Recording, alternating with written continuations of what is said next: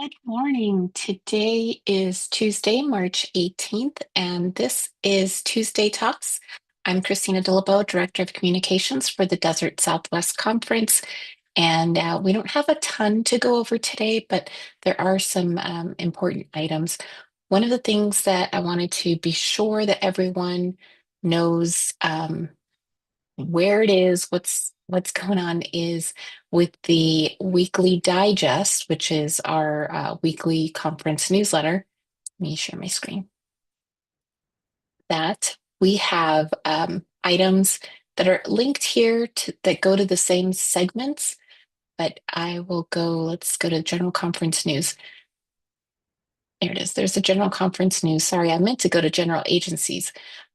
So I wanted to make sure that you were aware that in the general agency news links, this information doesn't change every single week. I try to keep things on there like the special Sundays planning calendar that you might need throughout the year. And then I change things up like this resource from Tech, yeah, Easter Resources that was published from Resource UMC, it's this one here, that those items are linked as you're going to be needing them to prepare for whatever season it may be. So this is the link, and you will find that in tomorrow's weekly digest. Just look through these things to see what calls your attention. What do you need to be looking at right now? There's the Celebrate Women's History Month resources from the United Methodist Church. So I just wanted to make sure that you were aware that that sort of thing is included in the weekly digest. It's just going to be way down, or you can click on these items, the general agency news, that'll bring you right to that list that I'm talking about. And let me take a look and see. So I wanted to mention the Easter resources, the special Sundays planning calendar. Oh, and in the classified section today for the district news and tomorrow in conference news, you're going to notice there's a link to the Maryvale Bridge UMC ministry supplies are available under the items available. They will have, once they've compiled a list, they will be submitting the individual items onto our classifieds, but I wanted to make sure that you were aware of this now because it's this weekend that Rachel Gilmore and who else is going to be there? Rachel Gilmore and Ray Lathrop are going to be at Maryvale Bridge between 11 a.m. and 3 p.m. So if you wanted to take a look at items, someone will be on campus this weekend, March 22nd, from 11 a.m. to 3 p.m. to show you the items or to go ahead and, if you want to pick stuff up, you certainly could. Okay, let me stop recording for us. Sorry, not stop recording, stop sharing because I gotta see what's the next item. Thanks for joining. Then, the annual conference store. So that sounds kind of weird, but we do have a Zazzle store, which is linked. This is the store. This is what it looks like, and I'm going to walk you through it in a second. But it is linked here on the annual conference webpage, which is dscumc.org/ let me log out so you can see it better, /annual-conference. Sorry about that. Oh, no, I'm not trying to log in. Just trying to get to the page. Annual conference. There we go. So this is something new. We have provided t-shirts in the past. Maybe it was part of your registration and so you just picked one up in the available sizes, or you were able to pre-order and select the size you wanted. This time we have the online store linked now. So your lay members annual conference, your clergy, or anybody else that wants to get a shirt with this snazzy logo on it, you can go online now to order your item. So what I wanted to do is kind of walk you through the store to make sure it's clear what's available and how to select exactly what you're wanting. So on the store, the first things you see is the latest products created. These might be something that somebody ordered, they customized it, and that's what they ordered. So we've got stickers, and 2 people ordered a long sleeve t-shirt. But if you keep scrolling down under collections, this is where you see all of the available products, I guess. And so it looks as if there's only men's short sleeve t-shirts. Well, that's not the case. The way Zazzle works is let's go ahead and go with the light shirt design. And this light shirt design has black lettering on it. And so everything should show up on a light colored shirt. The other one that was a dark t-shirt has white lettering, so it shows up better on dark shirts. But we'll start out with this light shirt design. And so from here, you can choose how many you want. You can edit the design actually, and you can choose if you want a kid's shirt or tank tops, women's shirt. So let's go to women. And then notice how these now changed. You can look at more designs for women. You could even pick out a sweatshirt if you wanted. So let's just go with the sweatshirt. Why not? And then from there, you can pick your sizes and the color that you want it to be printed on. So that's how that works. And then you can go ahead and order. And right now, they actually have this special discount running. Let me go back. Okay, so we're here. So remember, when you first come to this, you're going to see these three. Well, that's not the only thing available, but even if you started here, that's okay. So this is on a dark t-shirt. See how it's got the light lettering on it? From here, you can also switch out what type of shirt you want. Maybe you don't want the long sleeve. You can pick a short sleeve and then choose what dark color you want. And be sure to notice that the colors that are available change depending on what style shirt you're looking at. And there will be more green available. That's one of the theme colors for this year. Not that you have to pick a green, you could pick some other color if you want. But the color availability changes. I just noticed that most of the green colors started to go away as we got closer to St. Patrick's Day. So pretty soon they'll be available again. But anyway, hopefully this makes sense. Let me stop sharing one more time. Any questions about that? Wow. Okay, I just noticed that I'm appearing twice on my Zoom screen. That is bizarre. You probably don't see it that way. All right, the next item I wanted to share is about the annual conference volunteer sign up. So here we are again on the annual conference page. So you can sign up to volunteer. Here's the link for that. Um, there might be some more changes as things come up, but you could go ahead and sign up now. And if there's any changes to what you signed up for, um, the volunteer coordinator will connect with that volunteer to let them know, hey, this has changed slightly. Do you still want to volunteer? Or here's these other options. So the point is, you can go ahead and share that with people if they want to volunteer at this year's annual conference. Now, the next thing I wanted to share about is the pre-conference briefing. So for that, I don't need the screen. So basically, the pre-conference briefing, we're scheduling that right now for end of April, April 30th.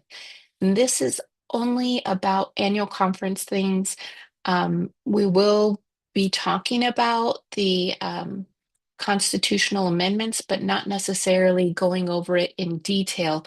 We'll just be providing information about an upcoming webinar that is going to be a joint session with the other conferences in the Western jurisdiction to learn about the constitutional amendments, focusing mostly on regionalization, but we will be covering all of the constitutional amendments, and delegates from each of those conferences will be present explaining the stuff, and you'll be able to join and ask questions. And the recording and kind of a Q&A listing will be available on the conference website. But this pre-conference briefing that will happen on April 30th. It's specifically about our annual conference. So we'll see the venue tour. You'll hear about things that you need to prepare. For example, there's going to be scooters available. It is a long walking area, so we'll have information about how to rent a scooter. things, what else? All kinds of things about pre-conference, where to find the documents. Um, and we will have some people, although each of the segments are going to be pre-recorded, we will have people joining that session live so that we'll be available to answer your questions. If your voting members to annual conference participate and they have questions, we'll be there to answer them. And then that whole thing is going to be recorded and available on the annual conference webpage. But we're also going to be offering the different segments of the pre-conference briefing. So just the part on legislation, just the part, the video tour, things like that is going to be sent to the voting members on a weekly basis, one segment at a time, with whatever other details we have, answering questions that were asked. So hopefully, if people couldn't make it to the pre-conference briefing on the 30th, they could still watch the whole thing on demand. But we'll also be sending each segment one per week to the voting members. So hopefully it'll maybe serve as a refresher, reminder, or if they just don't have the capacity to sit through a whole pre-conference briefing, they'll just get that little tidbit once a week. And we're hoping that'll make preparation for this year's annual conference easier for everyone. But to be able to do that, we need to have the information about each of our churches' lay members to annual conference. So that's different from the lay leader to annual conference. During the charge conference season, every church was supposed to turn in their leadership information. So who's the trustees person? Who's the finance team? But also, who are your lay members to annual conference? Some people might call them delegates, but they're the voting members that will represent your church at annual conference. I want to share with you that there are some churches that have not turned in that information yet. So we really, really need that. And then some churches that did turn in that information, but haven't turned in their full allotment of voting members. I'm going to share my screen one more time to show you where you can find this information. So if you're not sure if your church has turned in names for every single spot that you have, you don't know how many spots you have because it may have changed this year. If you go under the quick links section, you can find this lay members to annual conference table. That's this guy here. And this is the explanation. And on this table, you'll be able to see how many lay members each church gets allotted. So let's say Christ Community, I don't know, maybe in the past they only had one lay member, but now they have 2 spots available. So be sure to check this list to make sure that you did turn in names for all of your spots available. You want to make sure that we have equal representation, and this explains how we came up with this list. Not me, whoever it is that's supposed to do this stuff. So charge conference season past, you turned in all your forms, but now because you studied that form, you realize, oh, wow, we need to add one more person or 2 more people. Or as annual conference approaches, sometimes there's a need to change who your delegates are, lay members to annual conference are. So to do that, right underneath the table, there's this lay members to annual conference changes and late submissions form. Here's where you'll be able to turn in all of the people who are supposed to be lay members to annual conference, or if you just want to add the one missing one, I've got examples here about what to enter in this spot to just kind of make it obvious for us receiving this entry, what it is that you're turning in. Is this a correction? Is this a name that you didn't have before? Is it, anything else? You can say if it's the alternates information, because maybe you didn't turn that in. All that stuff. This goes to Lorena Davalos, our annual conference registrar, and to Molly, the communications assistant, who will be updating our database. All right, let me stop sharing. I think that might be all that I was going to cover. Yes, that is it. So in less than 15 minutes, there's your update for the week. please be sure to send me questions if you have any about annual conference, about your lay members, about resources that are available. I did follow up. One church had asked me about outreach resources that used to be available from, um, it was a deal that was, I think, through UMCOM, uh, where churches could get like free banners or postcards during a certain season and first come, first served type of thing. And that deal isn't available anymore. They explained that, because the theology, I guess, or I don't know, the values of that organization didn't match the general church or the United Methodist Church. They stopped working out any deals with outreach ministries. So that's not available anymore. However, if there are churches that are interested in something like that, they did say to let them know. And so you can contact me if you're looking for something like that. And I can pass that along to UMCOM and they can see what they can do for those churches that are interested in those types of seasonal resources. Alrighty, that's all I have. Thank you for joining me. I'll maybe see you next week.